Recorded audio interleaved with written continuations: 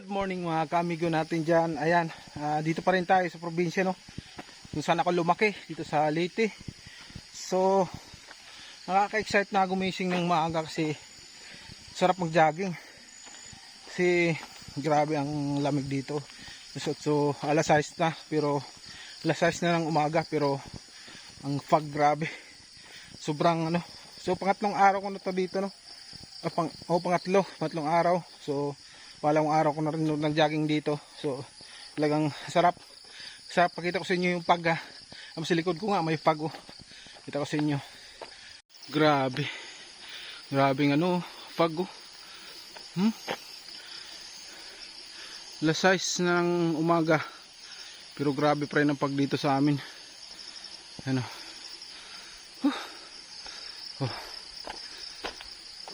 Sarap mag-jogging dahil kahit alas 6 na, ganito pa rin ang lugar dito sa amin. Ayan, kaya hindi ka ano talaga dito. So grabe, ganda, ang sarap mamuhay dito sa probinsya. Hindi kagaya din sa Manila, alas 6 pa lang pollution na agad malanghap mo. Dito talagang puro sariwang malalanghap mo rito. Kaya nakakamiss sa probinsya talaga. Grabe, ganda. Tingnan mo yung ginajaggingan ko, pababa yan, pataas. Parang kanta na spaghetti pababa ba? Spaghetti pababa, pataas ng pataas. Sabi, sarap. Yan.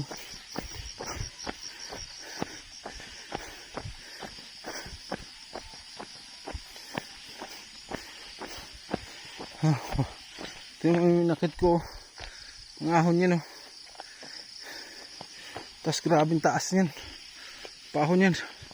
Ito pababa, punta sa barangay namin. Kaya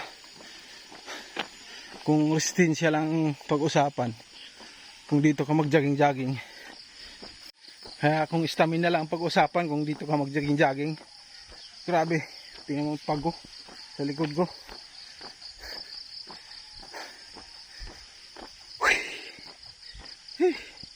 Shout out sa mga taga-probinsya dyan. Yan, yung lumaki ng probinsya. May mga tao dito nga lahat may mga abs samantalang hindi naman nag-gym. Ako nag-gym ako, pero ab lang.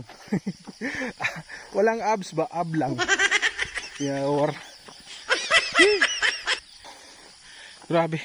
Ayan, 6:05 na nga 6:05 na ng umaga, pero grabe pag hindi makita, pati yung barangay namin hindi makita. Oh, di ba? Grabe. So isang ikot pa lang tayo kasi tatlong balik ko tong ano na to, yung daan na to. Let's go.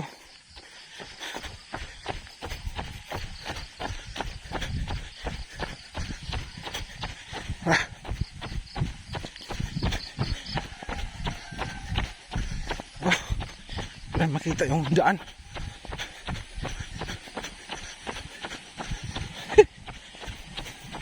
Kasabay na akong bata na kuno jogging.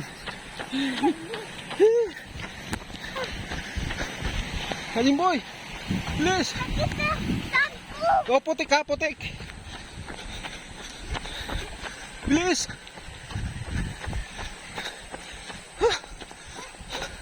O, diyan ka lang. Ha? Diyan ka lang, diyan ka lang. May nag-jogging din mga bata. Uy, jogging kayo? Oh, shout out, shout out. Shout out. Shout out, shout out. Bata jogging.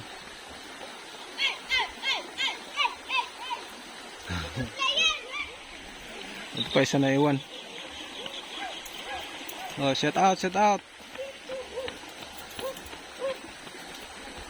Sarap kasi mag-jogging dito Grabe, may mga ano no, palay. Tatanim pa lang yan. Siguro mga ilang araw na lang itatanim na yan. So yun natapos ko lang nag-jogging no. Magsi 7 na. Grabe.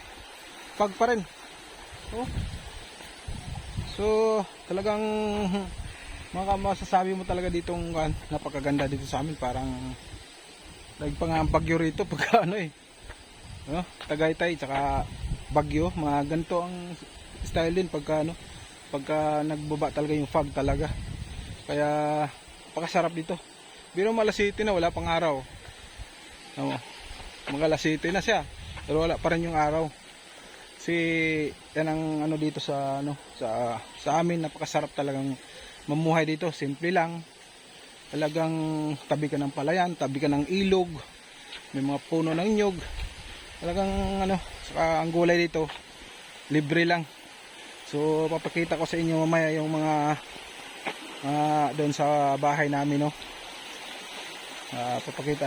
papakita ko sa inyo yung mga tanim doon na pwede mong kuhanin lang sa likod lang ng bahay nyo, sa bakuran, yan. So yun, siguro hanggang dito na lang. So abangan nyo yung mga ibang vlog ko pa, kasi pupunta ako doon sa may pispan ng bayaw ko. So may mga maisan siya doon, mga gulayan, punta tayo doon. Tapos mamaya mag-harvest kami ng tilapia. So abangan nyo na lang dito yung mga vlog ko rito sa probinsya, sa buhay probinsya muna tayo. Dahil yun nga, hanggang lang ako dito, January 5 lang uwi na ako sa Maynila, kasi siyempre may trabaho tayo sa team ko. Pasensya na kayo kung hindi ako makasupport sa inyo ngayon, kasi medyo mahina talaga ang signal dito. Kagabi nga nag-upload ako, ang iksi lang 10 minutes lang, pero umabot siya ng 3 oras.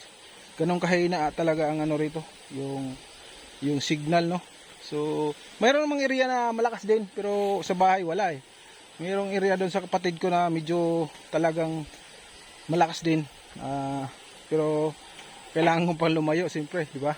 Gabi na nag-upload ako. So yun, hanggang dito na lang sa mga bago dyan sa aking channel, at sa mga napadaan lang, yan, please support my channel, subscribe my channel, Ramil Valenzuela Official, and hit the notification bell para updated kayo sa mga video ko na dito sa probinsya or saan man ako sulok, kasi parang next year yata baka Palawan na naman kami. So yun, hanggang dito na lang. Bye bye, God bless.